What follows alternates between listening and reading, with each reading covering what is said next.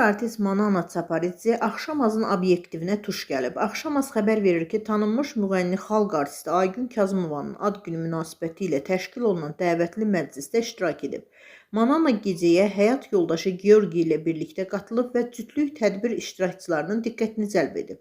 Uzun illər ictimai tədbirlərə və dəvətli məclislərə əsasən anası ilə birlikdə qatılan Manananın son vaxtlar hər yerə həyat yoldaşı ilə yollanması da diqqətdən qaçmayıb.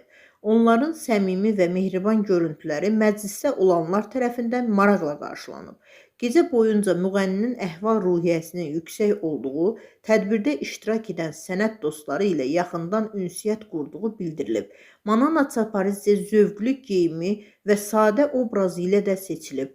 Qeyd edək ki, Manana Çaparidze və həyat yoldaşı Georginin 2 övladı var. Cütlük ailə həyatını əsasən mediadan kənarda saxlamağa üstünlük versələr də, nadir hallarda birgə tədbirlərdə görünürlər.